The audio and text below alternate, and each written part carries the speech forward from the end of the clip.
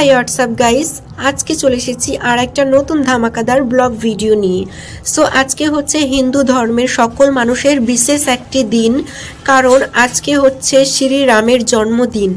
তাই আমাদের ইন্ডিয়াতে তো শ্রীরামের অযোধ্যাতে রাম মন্দির প্রতিষ্ঠিত হয়েছে এবং আজকে উদ্বোধন হলো, কারণ আজকে হচ্ছে 22শে জানুয়ারি। তো আমাদের মালদা জেলাতে শ্রীরামের জন্মদিন কিভাবে উদযাপন করা হলো তাই তুলে ধরবো এই ব্লগের মাধ্যমে। সো আজকে আমি স্নান টান করে আমি চলে এসেছি শ্রীরামের পুজোর জায়গার এখানে।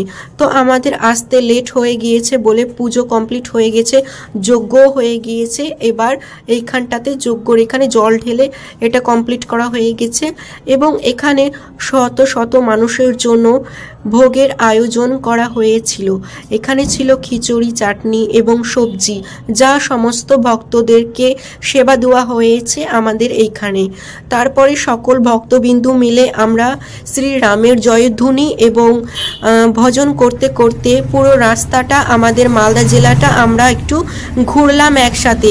ঢাক ঢোল এবং ডিজে বাজিয়ে শ্রীরামের কীর্তন এবং গান এবং ভজন করতে করতে নাচতে গাইতে আমরা সকলেই আমাদের পুরো মালদাটাকে একদম আনন্দতে এবং হাসি খুশিতে ভরে উঠিয়েছে।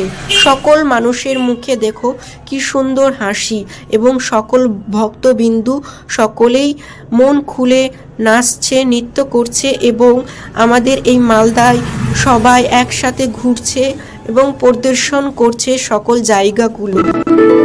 আমাদের এই দলটিতে প্রায় 1000 মানুষ একসাথে সামিল হয়েছি এবং ভজন কীর্তন করতে করতে প্রদর্শন করছি আমাদের মালদা জেলার সকল।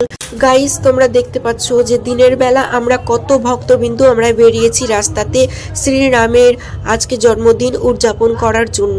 কিন্তু এখানেই শেষ না, আমাদের প্রায় সারা রাত পর্যন্ত এই আনন্দ উৎসব চলেছে।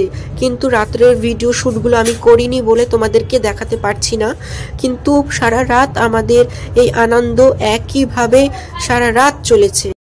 তারপর রাত্রেও অনেক জায়গাতে শ্রীরামের প্রসাদ বিতরণ করা হয়েছিল, যেমন লুচি, তরকারি, পায়েস, আবার কোথাও বা খিচুড়ি, সবজি, দই, মিষ্টি, আবার কোথাও বা নানান ধরনের ভোগ এবং প্রসাদ, ফলমূল বিতরণ করা হয়েছে।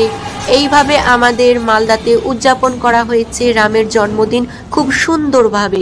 তারপর কিছু কিছু মুসলিম ভাইয়েরা আজকের এই দিনটি নিয়ে অনেক জেলাস ফিল করছে এবং অনেক রাগ উঠছে, আমি জানি, কারণ তাদেরকে নিয়েও আমি একটা এর আগে ভিডিও পোস্ট করেছি।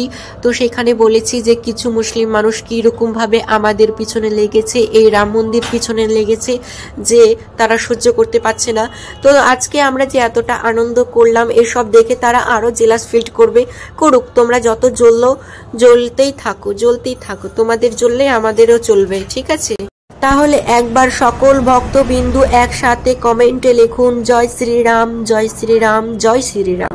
আমাদের মালদা জেলার মতন শ্রীরামের জন্মদিন উদযাপন আর কোথায় কোথায় হয়েছে আপনারা অবশ্যই কমেন্ট করে জানাবেন। এবং আজকের ব্লগটা এখানেই শেষ করছি। সবাই ভালো থাকুন, সুস্থ থাকুন, অপরকে ভালো রাখুন এবং আমার চ্যানেলটি সাবস্ক্রাইব করে পাশে থাকা বেল আইকন নোটিফিকেশন অন করে দেবেন এবং যারা ফেসবুক থেকে দেখছেন তারা অবশ্যই ফলো করবেন।